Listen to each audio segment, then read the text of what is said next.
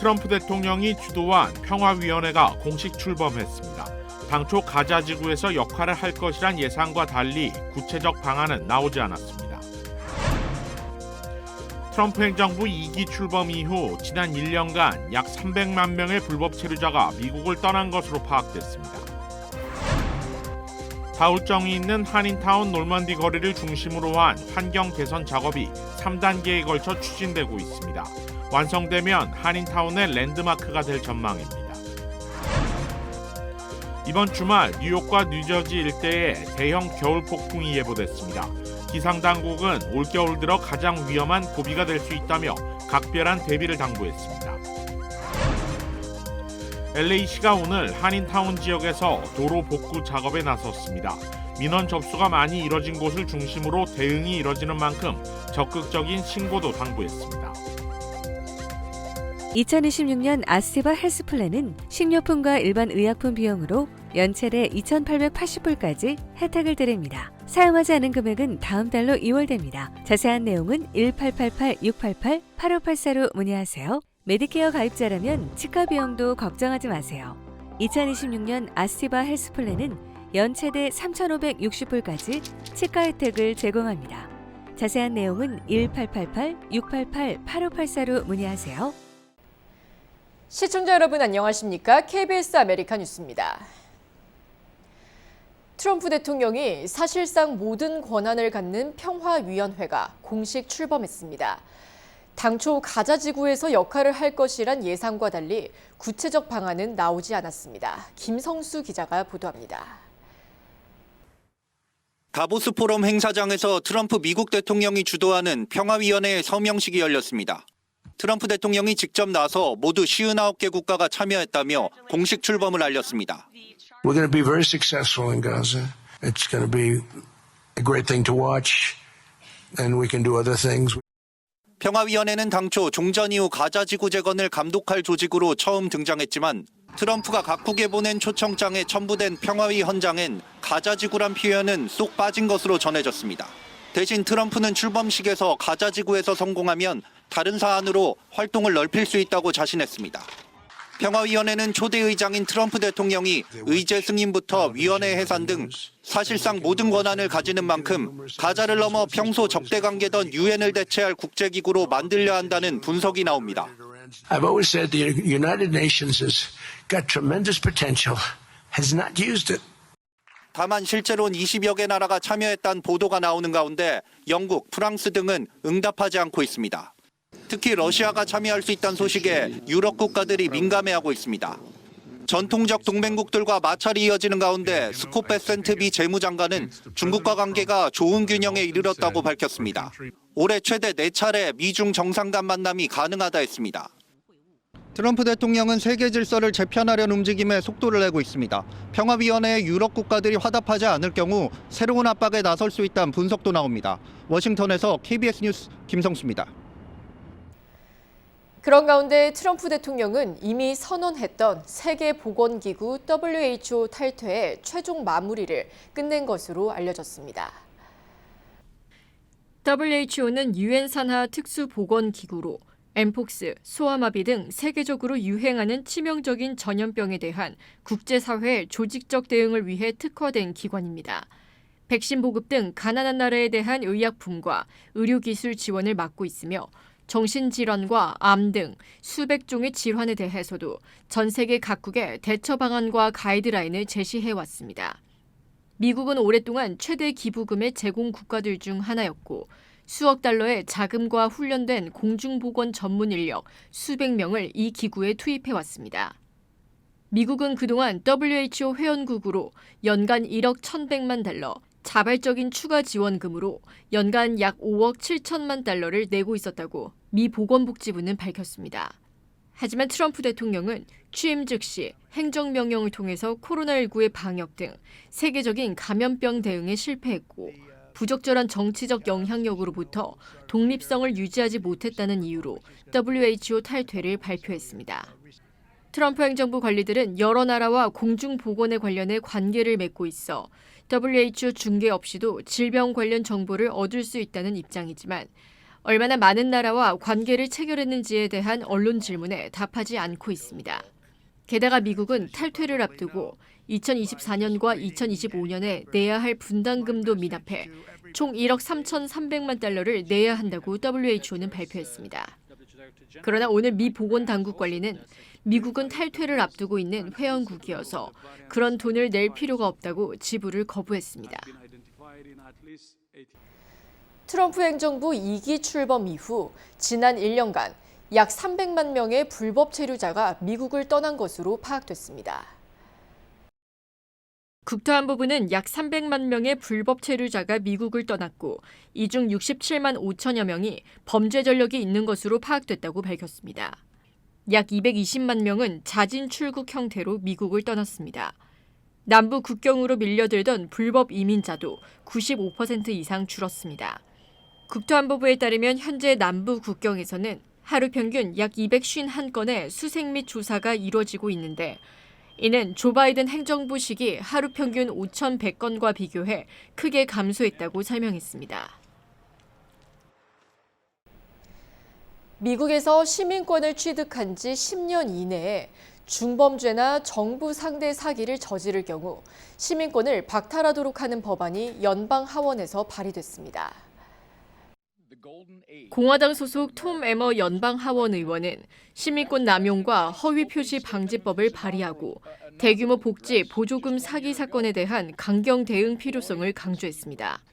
법안에 따르면 귀화 시민권자가 시민권 취득 후 10년 이내에 정부를 상대로 한 사기 범죄, 가중 중범죄, 간첩 행위로 유죄 판결을 받거나 외국 테러 조직에 가담, 연계한 사실이 확인될 경우 시민권을 취소하고 추방할 수 있는 절차를 신설합니다. 에머 의원은 이 같은 범죄를 저지른 사람은 애초에 귀화 요건을 충족하지 못한 것이라는 입장입니다. 현행법상 시민권 박탈은 불법 취득, 중대한 사실 은폐, 허위 진술, 귀화 후 5년 이내 공산당, 전체주의 정당 또는 테러 조직 가입 등의 제한적 사유에만 적용됩니다. 에머 의원은 최근 미네소타에서 보육시설을 중심으로 제기된 대규모 사기 의혹과 관련해 귀화 시민권자에 대한 박탈, 추방을 공개적으로 촉구해 논란을 불러왔습니다.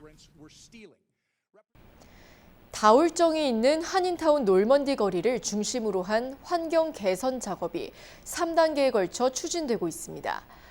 올해 안에 보행자 친화 거리가 조성되고 장기적으로는 인근 서울국제공원 확장까지 계획돼 있어 한인타운 녹지 공간 확보에 큰 도움이 될 전망입니다. 윤범수 기자가 보도합니다.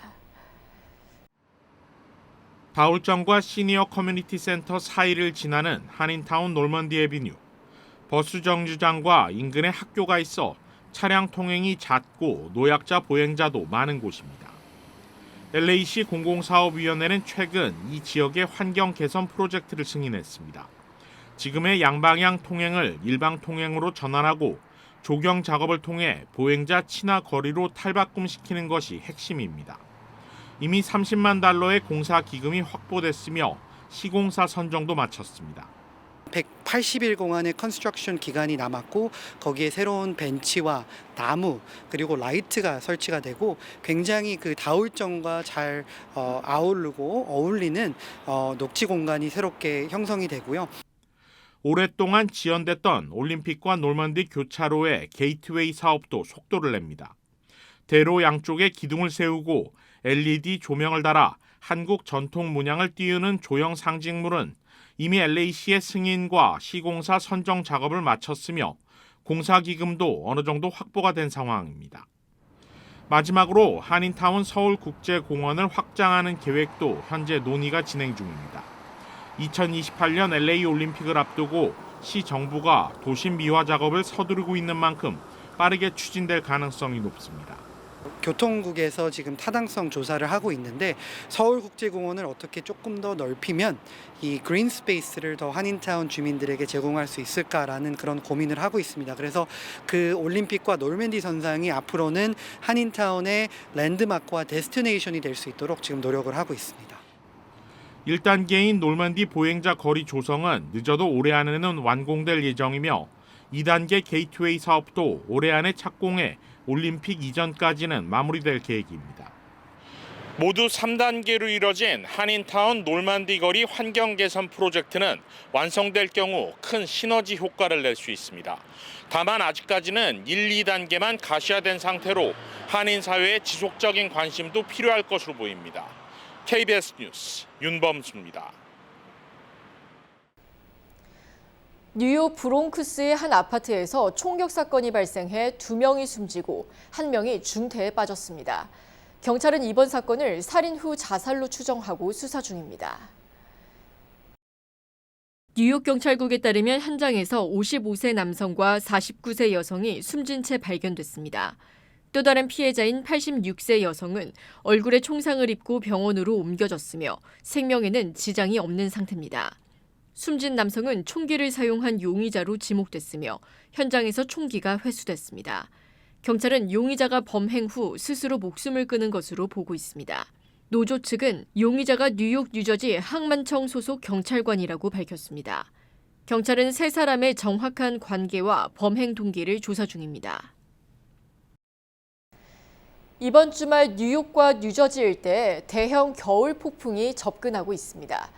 폭설과 강추위가 함께 예상되는 가운데 기상당국은 이번 폭풍이 올겨울 들어 가장 위험한 고비가 될 수 있다며 각별한 대비를 당부했습니다. KBTV 신영주 기자가 보도합니다.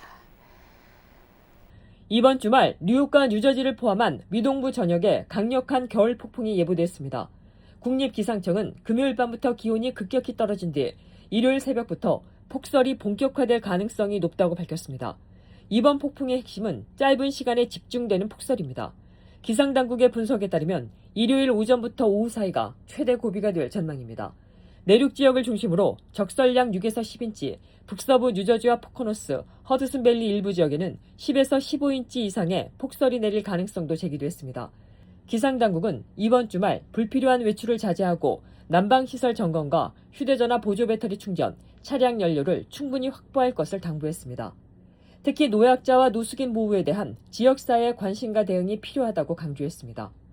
이번 겨울 폭풍은 아직 세부 경로와 강도에 일부 변수가 남아있지만 올겨울 들어 가장 영향력이 큰 폭풍 가운데 하나가 될 가능성이 높다는데 전문가들의 의견이 모아지고 있습니다. KBTV 뉴스 신영주입니다.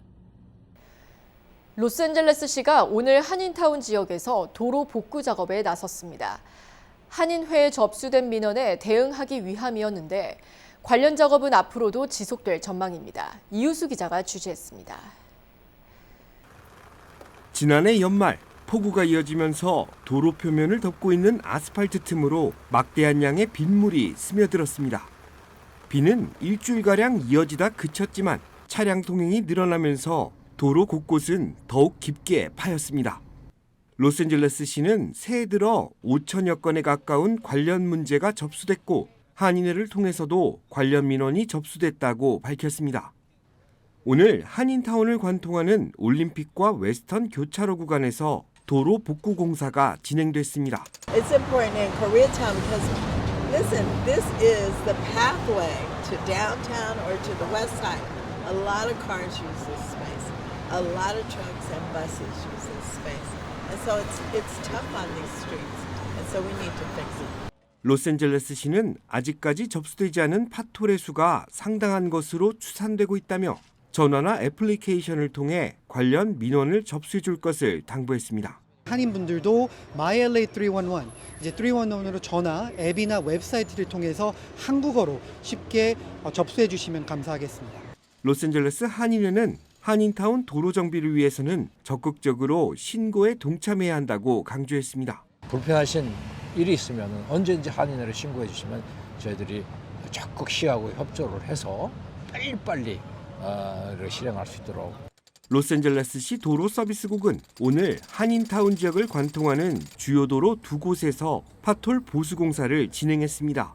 시정부는 관련 예산이 부족한 상황 속에서 민원 접수가 많이 이뤄진 곳을 중심으로 보수 작업을 이어갈 방침이라고 설명했습니다. KBS 뉴스 이우수입니다.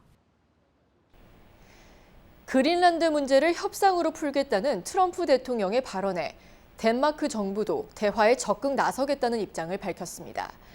하지만 덴마크도 그린란드도 영토 주권은 협상의 대상이 될 수 없다고 못 박았습니다. 장덕수 기자입니다.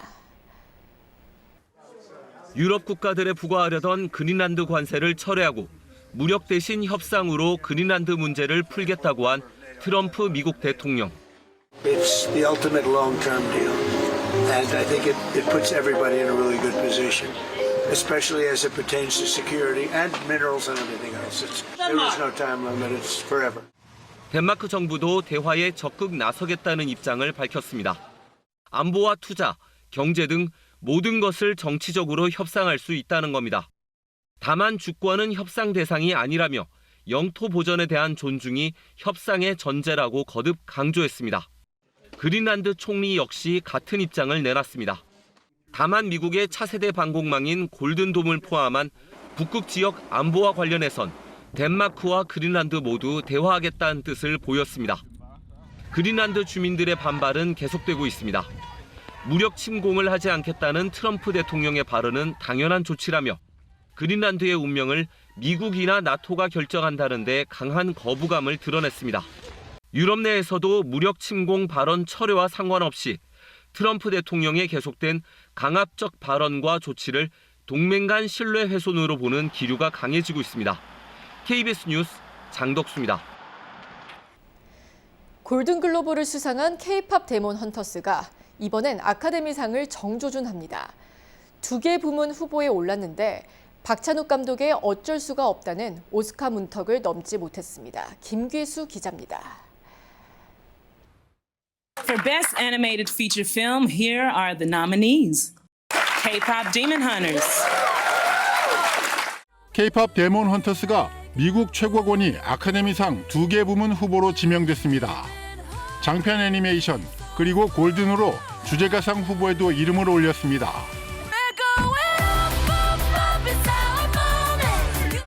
주제가상은 시너스, 죄인들의 삽입곡, I Lie to You 등과 골든글러브에 이어 경쟁합니다. 하지만 빌보드 핫백 7주 연속 1위에 지금도 역주행으로 인기몰이 중인 골든이 앞서 있다는 평가입니다. K-팝 데몬 헌터스가 골든글러브에 이어 2관왕에 오를지 주목되는 가운데 박찬욱 감독은 다시 한번 고배를 마셨습니다. 기대를 모았던 어쩔 수가 없다는 국제영화 부문 최종 후보 5편에 포함되지 못했습니다. 미국 언론은 박 감독이 아카데미에서 또다시 냉대받았다고 평가했습니다. 한편 라이언 쿠글러 감독의 시너스, 죄인들은 작품상과 감독상, 나무주연상 등 모두 16개 부문에 이름을 올려 역대 최다 지명 기록을 세웠습니다. KBS 뉴스 김기수입니다. 전립선 암이 통계 공표 이래 처음으로 한국 남성 암 발생률 1위에 올랐습니다. 그동안 1위를 지켜온 폐암을 제친 것입니다. 한국중앙암등록본부가 발표한 2023년 국가암 등록 통계에 따르면 2023년 한 해 새로 암 진단을 받은 환자는 총 28만 8천여 명으로 전년보다 2.5% 증가했습니다. 이 중 남성은 15만 1,126명, 여성은 13만 7,487명이었습니다. 신규 암 환자 수는 암 통계 집계가 시작된 1999년과 비교해 약 2.8배에 늘었습니다. 2023년 기준 남녀 전체에서 가장 많이 발생한 암은 갑상선암이었으며 이어 폐암, 대장암, 유방암, 위암, 전립선암, 간암 순이었습니다. 특히 남성의 경우 전립선암이 폐암을 제치고 발생률 1위를 기록했습니다. 전립선암은 1999년만 해도 9위에 머물렀으나 고령화와 식습관의 서구화, 비만 증가 등의 영향으로 발생률이 가파르게 상승해 왔습니다. 여성은 유방암이 가장 많았고 갑상선암, 대장암, 폐암, 위암, 췌장암 순으로 나타났습니다. 다만 생존율이 지속적으로 증가하는 것은 희소식인데 최근 5년 동안 진단받은 암 환자의 5년 상대 생존율은 73.7%로 나타났습니다. 항공기 내 보조 배터리 사용 금지 조치가 확대되고 있습니다. 대한항공을 비롯한 한진그룹 소속 5개 항공사는 기내에서의 보조 배터리 사용을 전면 금지한다고 오늘 밝혔습니다. 변경된 운영 정책은 오는 26일부터 시행됩니다. 기내에서는 보조 배터리로 휴대전화, 태블릿, 노트북, 카메라 등 전자기기를 충전하는 행위가 모두 금지됩니다. 승객들은 기내 반입 규정에 따라 보조 배터리 용량 개수 제한을 준수해야 하며 항공기 탑승 전 절연 테이프를 보조 배터리 단자에 부착하거나 비닐팩, 개별 파우치에 보조 배터리를 1개씩 넣어 보관하는 등 합선 방지 조치도 필수로 해야 합니다. 미주 한인 여성 네트워크 코윈 LA 지부가 오는 2월 2일 캘리포니아 웨스턴 힐스 컨트리 클럽에서 코윈 LA 골프 토너먼트를 개최합니다. 스윙 윗 러브를 주제로 열리는 이번 행사는 한인 여성 리더십 강화와 지역사회 발전을 위한 기금 마련 및 네트워크 확장을 목적으로 기획됐습니다. 참가 및 후원 신청은 1월 25일 이전까지 가능합니다.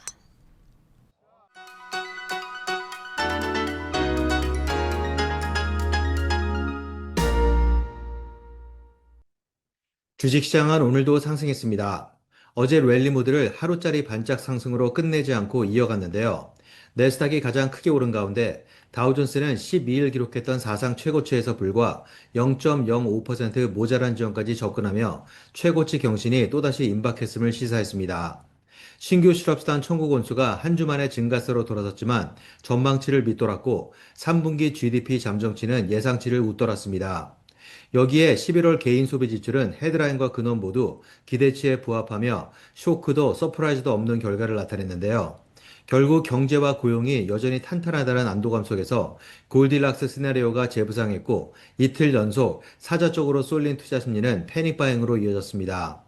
다만 다우존스를 제외한 내스닥과 S&P 500은 화요일 폭락분을 아직 100% 회복하지 못한 채 이번 주 흐름 역시 하락한 주로 기록 중입니다. 그럼에도 매그니피센트 세븐은 올해 들어 처음이자 5주 만에 전 종목이 모두 상승하는 데 성공했고 마감 후 인텔의 실적 발표를 앞두고 관망세가 짙어진 상황에서도 자극된 매수 심리는 이틀째 식지 않았습니다. 지금까지 김재한이었습니다.